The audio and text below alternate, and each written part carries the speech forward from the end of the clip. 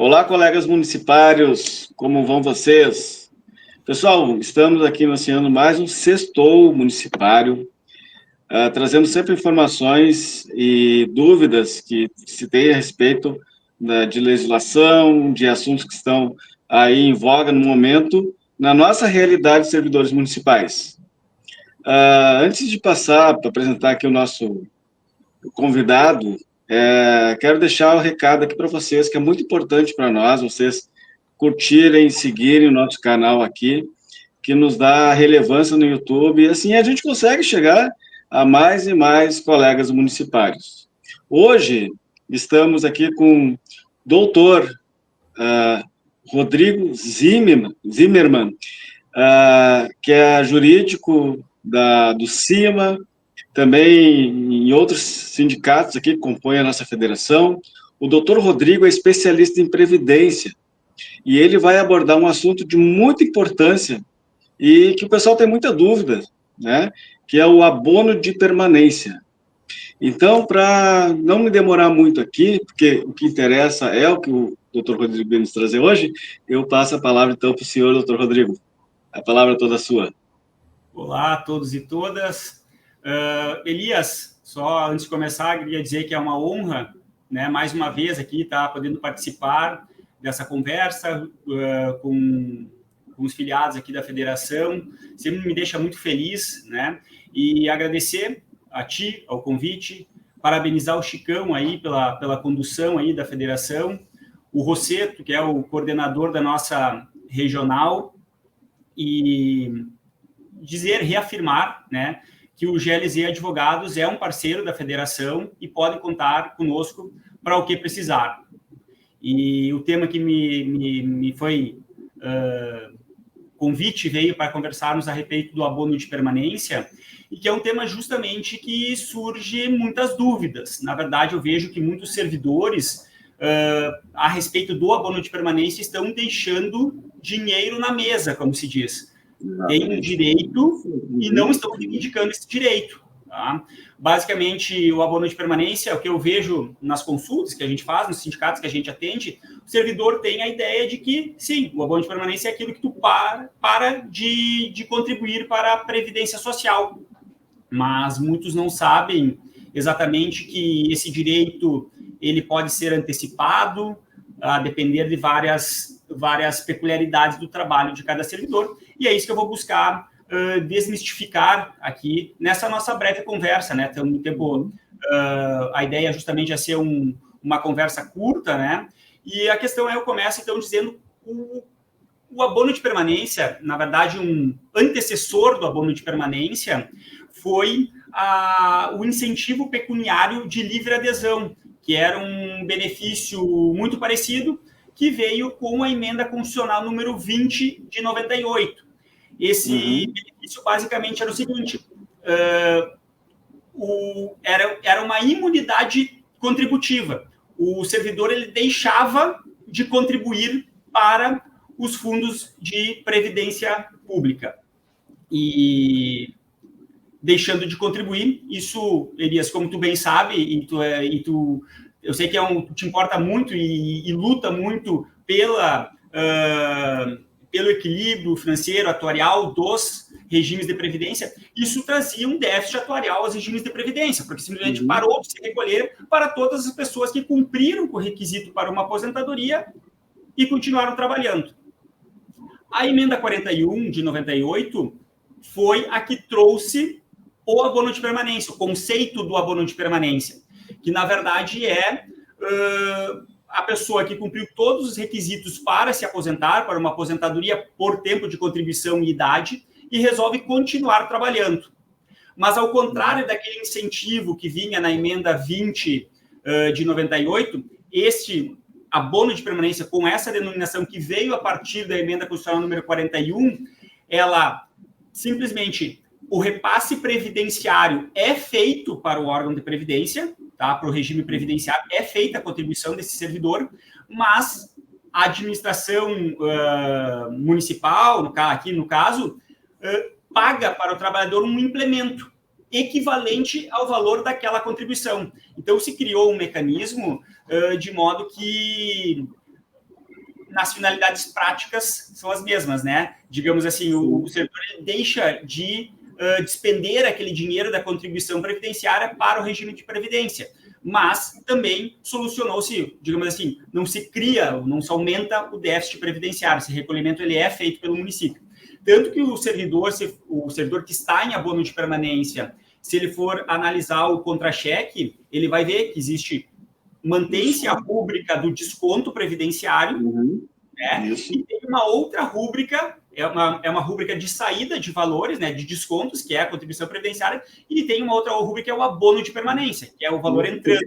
Basicamente, elas acabam compensando. Porque eu estou com o contábil, está ali no contra-cheque, né? Uma exigência contábil está ali, mas o fato é que ele recebe de volta aquilo que ele contribuiu com a Previdência, né? Ou contribuiu com a Previdência. Exatamente. E então, basicamente, assim, veio essa previsão do abono de permanência, ela está ali no artigo 40 da Constituição, no parágrafo 19, e basicamente a pessoa cumpriu com todos os requisitos, bom, já posso me aposentar, mas eu desejo continuar trabalhando, tenho direito ao abono de permanência. Tá? Isso é o que a maioria dos servidores sabe. O que os servidores não sabem ou desconhecem, é o que eu quero esclarecer aqui, que muitos servidores não sabem exatamente se já podem se aposentar ou não podem se aposentar, se já cumpre as regras para um regime previdenciário ou cumpre para uma regra de aposentadoria ou outra. Muitos servidores, e o abono de permanência, conforme decisão do Supremo Tribunal Federal, já pacificado, inclusive em todas as nossas turmas recursais aqui da Fazenda Pública do Rio Grande do Sul, o abono de permanência ele deve ser automático. Ele não precisa ser requerido, o abono de permanência. Basicamente, a administração pública deveria fiscalizar o tempo de serviço de todos os seus servidores e implementar automaticamente esse direito. Cumpridos os requisitos, implementa, independentemente de um requerimento administrativo, o abono de permanência do servidor. Só que a gente sabe que não é isso que acontece, né? A gente tem visto, por exemplo, casos, inclusive que a gente atende, de servidores que requereram o abono de permanência e, a partir desta data, começaram a receber o abono de permanência. Demorou ali, por exemplo, 3 meses para ser feita a análise do direito e foi pago retroativo a esses 3 meses desde a data do requerimento. Mas aí, quando a gente vai analisar os documentos previdenciários desse servidor, analisar o tempo de serviço desse servidor, a gente se dá por conta que há 1 ano, 2 anos antes, ele já poderia estar nesse abono, né? Então, e nesse caso, a gente recorre daí à via judicial para cobrar esse abono de permanência retroativo. Então, isso é uma questão muito interessante, tem muita gente que não sabe disso e está deixando. Outra situação muito interessante, Elias, que precisa ser considerada também é o seguinte. Por exemplo, o servidor que trabalha com insalubridade, né? O servidor que trabalha com insalubridade, ele tem direito à aposentadoria especial, aposentadoria antecipada. Inclusive, esta aposentadoria antes da reforma da Previdência, e aqui eu estou falando de uma situação de direito adquirido, de pessoas que podem, e não são raros os casos, pessoas que antes da reforma da Previdência já haviam implementado os requisitos para uma aposentadoria especial. O STF, no tema 888, decidiu que a aposentadoria especial também dá direito ao abono de permanência. Então, por exemplo, tem servidores, a gente separa diariamente com isso, que há 5 anos atrás, por exemplo, o servidor tem hoje 30 anos de tempo de contribuição, e ele trabalhou sempre com insalubridade, né, com a exposição habitual e permanente aos agentes nocivos, e esse servidor, há 5 anos atrás, com 25 anos, ele já tinha implementado os requisitos para uma aposentadoria especial. E, nesse caso, é possível, sim, reivindicar este direito ao pagamento, né, do abono de permanência desde aquela época. Se a gente for considerar hoje que o desconto previdenciário era de 11%, agora, por causa da reforma da Previdência, está em 14%, é um bom valor que tem para se buscar de volta, né? E um outro caso também envolvendo a questão do tempo especial, no caso desse tempo, pessoas que trabalham com insalubridade e periculosidade, é que o STF, no tema 942, permitiu a conversão do tempo especial em comum, que é basicamente para aquelas pessoas que não trabalharam os 25 anos para ter direito a uma aposentadoria especial, mas trabalharam, por exemplo, 20 anos em atividades insalubres, com exposição aos agentes nocivos, e, nesse caso, essa atividade ela pode ser convertida em tempo comum, né? O fator de conversão é de 20% a mais para a mulher, 1,2 para a mulher, 1,4 para homem, por exemplo. Um cálculo a grosso modo, um homem que trabalhou 10 anos numa atividade insalubre, na verdade, ele tem 14 anos de tempo de serviço por causa dessa conversão do tempo especial em tempo comum. Em tendo mais tempo de serviço, em muitos casos é possível antecipar a aposentadoria e, por consequência, antecipar o direito ao abono de permanência, né? Então, são várias as possibilidades de antecipação das aposentadorias e, por consequência, do abono de permanência, e tendo em vista que não precisa ter requerimento administrativo, é possível cobrar os atrasados. E isso nenhum município que eu tenha conhecimento observa, né? Então, por isso, a importância de procurar sempre um especialista na área para poder orientar. Tem muito servidor que desconhece esse direito, que desconhece estas várias, inúmeras possibilidades.